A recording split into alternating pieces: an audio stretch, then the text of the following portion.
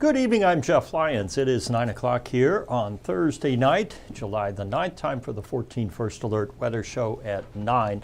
I will respond to your comments there on the 14 News Facebook page, so feel free to chime in there. Of course, we have the chance for some strong to severe storms for the next several days. We've had a few warnings yet this evening, but no damage reports or anything that I'm aware of at the moment. A few more severe storms are possible overnight. We do have a severe thunderstorm watch for western Kentucky until midnight. And as you'll see here, we're kind of between acts here. We've had our first round of storms this afternoon, the second one now this evening. And currently, most of the action is right along the eastern edge and southeastern portion of the tri-state. Now, as I said, we don't have any warnings for any of our counties at this time. We did have one for Hopkins and Muhlenberg earlier, and then another one up here on Spencer and Perry. These have been putting down very heavy rainfall, but fortunately, we've kind of gotten off the hook with severe weather. Just to our south, we have more widespread severe thunderstorms and even a tornado warning there around, looks like Lake Barkley. Near, let's see, that's in Trigg County, so not quite Tacadas, but in that general area there to the north. And the takeaway here is that, at least for the time being, it looks like the storms are kind of veering more to the south and away from the tri-state. Here are our counties, and you see that main line down here with all the warnings is now diving down and away. We could still see a couple of these briefly pulse up to severe limits over the tri-state.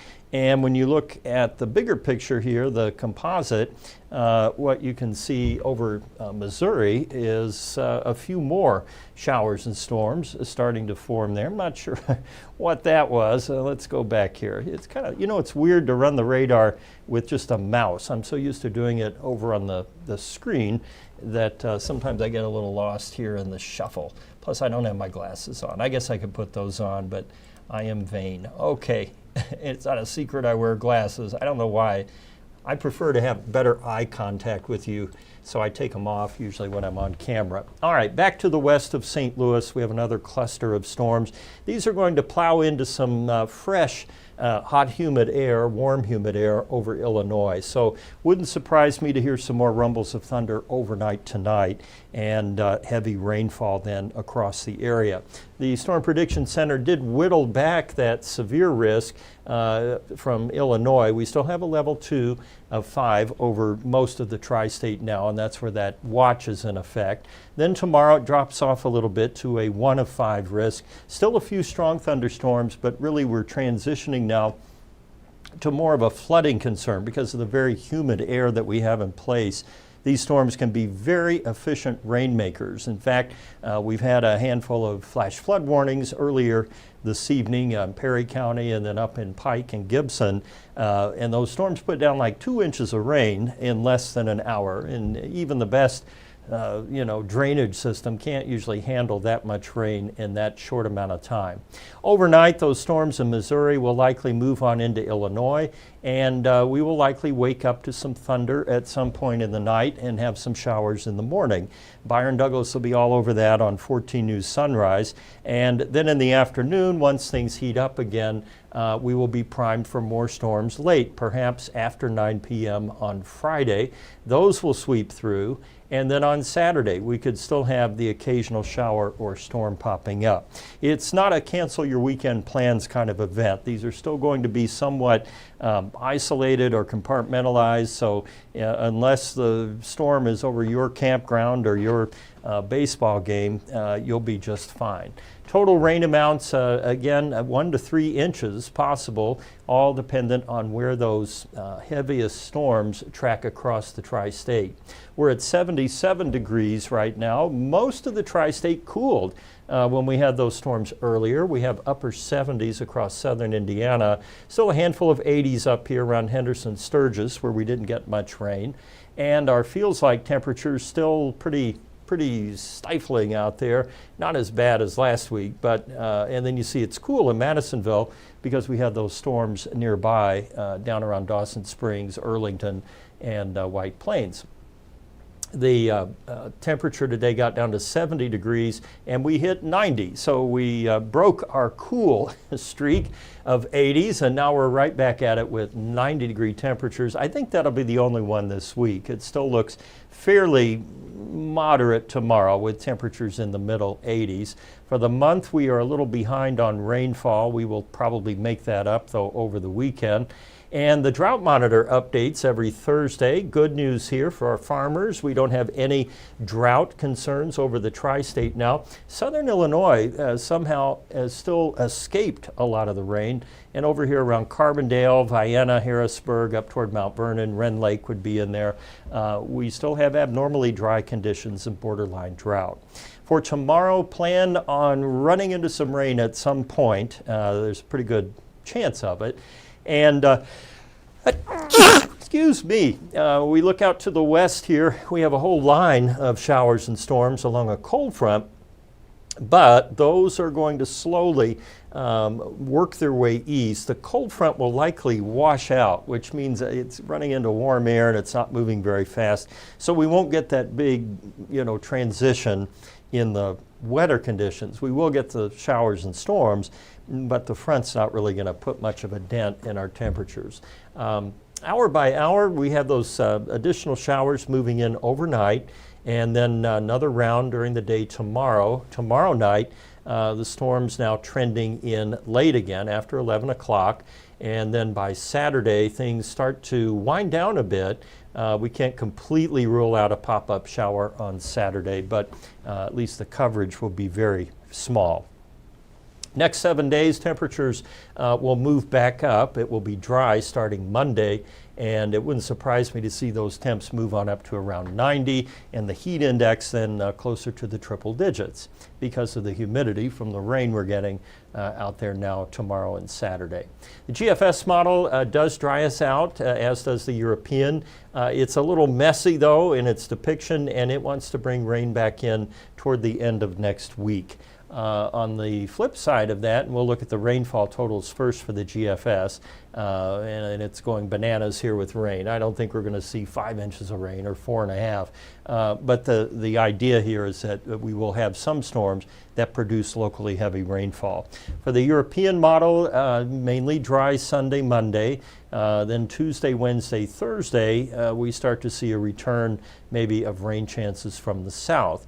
And because of that, our total rainfall for the week by the European is much less and more reasonable too, maybe around an inch or so, which is climatologically, that's usually what we would expect to get. 72 tonight. It is a first alert weather day, so the red on there with those scattered showers and thunderstorms. Tomorrow's a first alert weather day. More storms possible, mainly afternoon, evening, and whatever's left overnight we might get briefly on that morning commute. And then no more first alert weather days, just hot and humid there, typical July weather.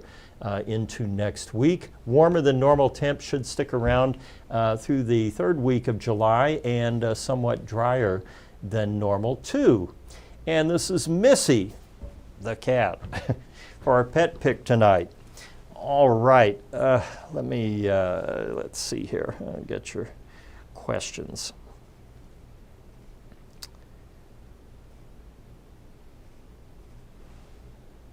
Here we are.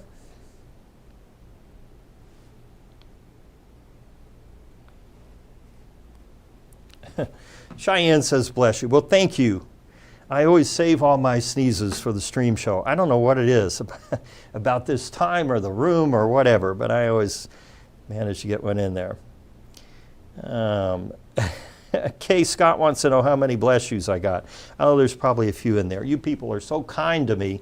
And that I think you like watching me struggle a little bit here too. All right, Patty Miller, bless you. Okay. Yeah, I sneeze the storms away, says Adam Luigs.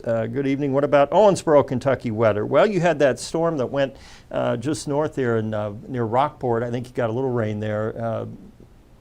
Remembering the radar there around between 7 and 8. Right now, everything's pretty much in the clear for Owensboro, but we can't rule out a few more stopping in. Oh, there's James Wilhide. My old buddy from Mount Vernon. Let's see. Well, I'm glad you're on there, James. I know you always want to know how much, how bad, when, who.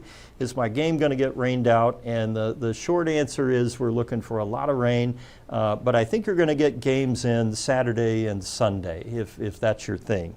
They might have to tarp the field at points, but you know. Ashley Johnson, let's see. Chris, good evening from Morganfield. Well, glad to have you on there in Union County. Misty Sensmeyer, thanks for the update. Well, you're welcome. That's why we're here, Misty, to sneeze and talk weather with you, answer questions. Bill Vowles, when will Owensboro get hit? Well, let's go back here. We're going to say goodbye to Missy here for a minute, and we'll just do radar here. We'll just 86 Science Corner. How about that? I was only going to talk about storm mode tonight, you know, whether it's going to be single cell or, you know, lines and things like that. So for those asking about Owensboro, here's what I'm working with right now. I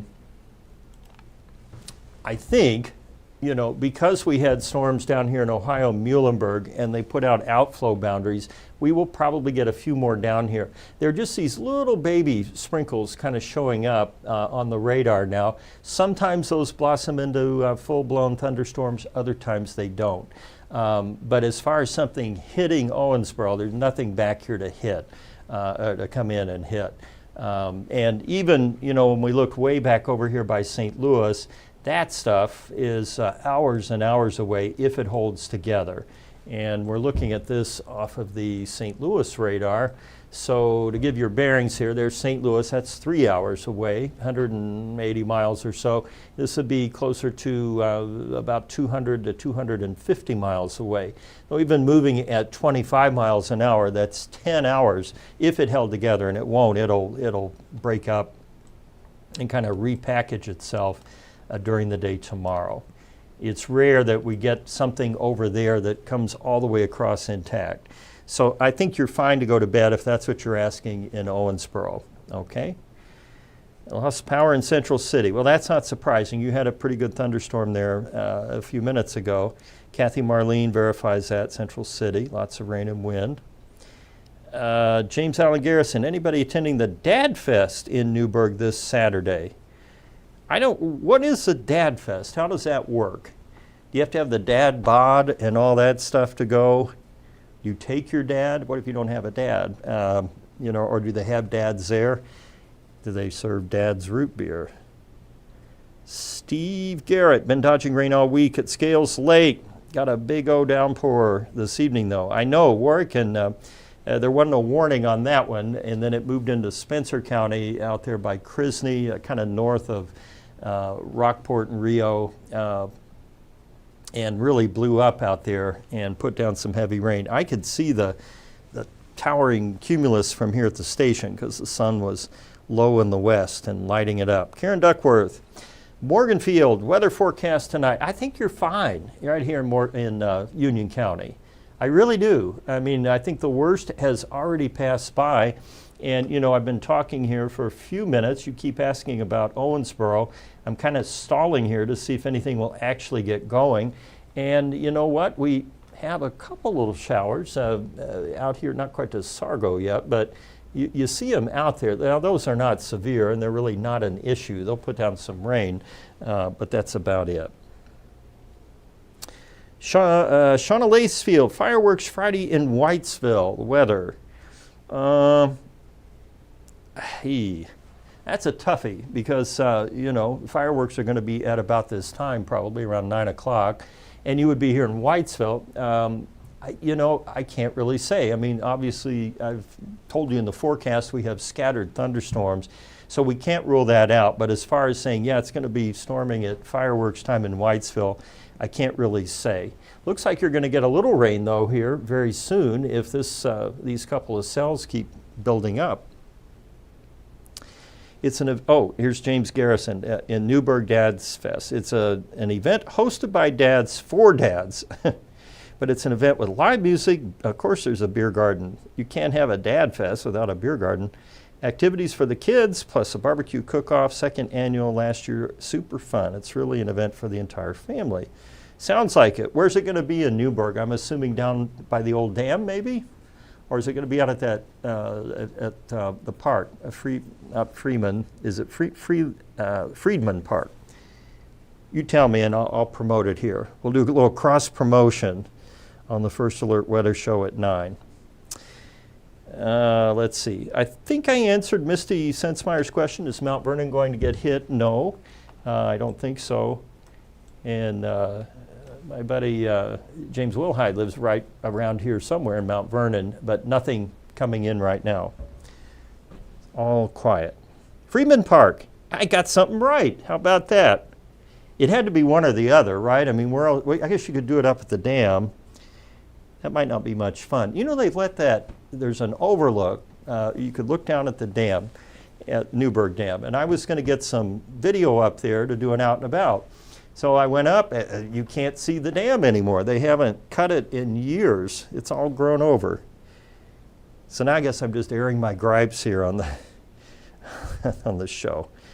All right, Ryan Stallings, Eddyville got hit up by Mineral Mounds Campground. Yeah, I saw that big storm come across the lake there a little bit ago, and there was a warning on it. They actually had a tornado warning south of Mineral Mound that would be at Cada's down by the bridge down there, and that there was rotation showing on that. I was looking at it in here. I mean, we don't cover that area. That's Paducah, so they handled that. Or actually, our Gray Station and Cape Girardeau is responsible for that area. Kelsey, Asher, anything severe possible overnight, safe to go to bed in Madisonville, Earlington? I think you're safe to go to bed in Madisonville and Earlington. I do. There is a severe thunderstorm watch until midnight, so, you know, technically 3 more hours, but just based on the trend here, I haven't really seen anything kind of refire. And remember, you know, if you already had storms, they're probably not going to return. There's one little cell here out near Dawson Springs. It'd be closer to Charleston here, north of I-69. And, you know, that'll be interesting to see if it makes it up to Madisonville, but I think it'll kind of move southeast.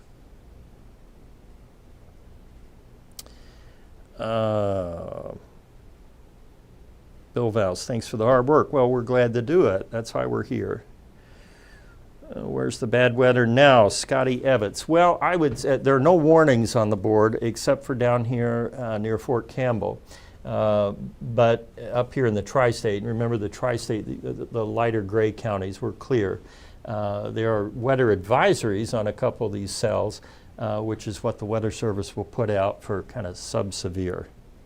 You could get a healthy thunderstorm, don't get me wrong, but if it doesn't produce damaging wind or hail or tornado, we're good. And tornadoes don't appear to be on the menu tonight. Kelly Schaefer, safe to go to bed in Evansville.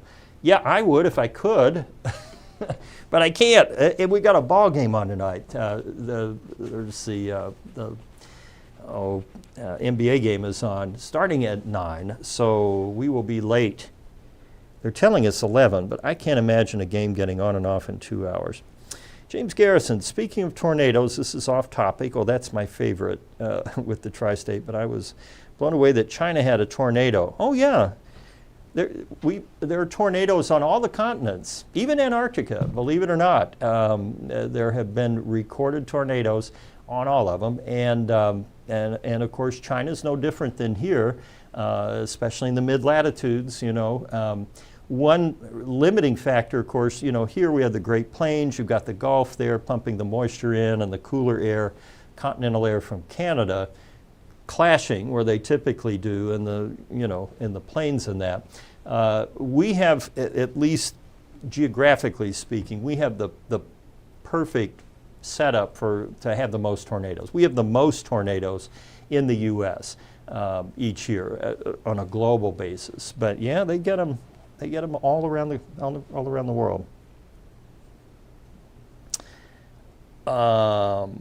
Justin Fleischman, is Boonville safe? Yes. And James Garrison, well, you're full of questions tonight. Also wants to know, are the storms near Kentucky Lake expected to move into Madisonville, Earlington, such vivid lightning? Oh, yeah. And, you know, you can, whoops, I've read 2 different questions here. Somebody chimed in while I was reading one. Yeah, you can see that lightning from the Kentucky lake storms if you look out there. Okay, here it is. I'm sorry. James Garrison. What's the deal with the super El Nino? They're saying we could be in the bullseye. Very, very cold weather come winter. Well, yeah, in a strong El Nino year, typically we would have a cold and sometimes snowy winter here in the tri-state. And all the modeling and the sea surface temperatures, everything else in the Pacific are pointing to one of the strongest, if not the strongest, El Nino event we've had on record. Comparable maybe to the one in, it was 1983, and then I think there was another one in the 90s. I don't have that date off the top of my head. But as I've said before, you know, the thing about La Nina and El Nino, any global pattern, oftentimes you don't know whether it affected the weather or not until after the fact. You know what I mean? We've had years with strong El Ninos, and it was a typical year here in the Midwest. We've had other years where, you know, the El Nino was weak or maybe we were neutral and we had a horrible winter. This past winter would be in my book for that. It wasn't a great winter, and we were in a weak El Nino. So the strength of the El Nino is significant because of the warming of the ocean, the Pacific. But the direct connection between what kind of winter we have here, it's still not clear. But statistically, when we have an El Nino year, we tend to get worse winters, colder and snowier. Okay, so now whether it'll be that much colder and that much snowier, I can't tell you. It's not that I know and I won't tell you. We don't know. I don't know. Ryan Young, is there a big cool down coming in a few weeks? Yeah, if a few weeks gets us to October, there should be. But at least not in the next 2 weeks. It's going to stay hot. I did see that, though, on social media, you know, this big blob of cool coming back down from Canada. And I looked at the alleged models connected with it. We'll see. I'm more of a take it one day at a time forecaster. That's usually plenty. Okay, let me do one quick run here of our questions again. Joyce May, it's not doing anything in Dixon. Well, be glad, right? You're right here in Webster County. Now, see, while I've been talking, that little cell out there to the west of Owensboro has started to weaken again. It did kind of pulse up, and that's kind of what these storms are known for. They get strong for a few cycles of the radar, and then they start going the other way. Multiple power outages in Beaver Dam, Crystal Burden. Thanks for that report. Do I expect any severe winds throughout the night? We're in daylight, Kelly Schaefer.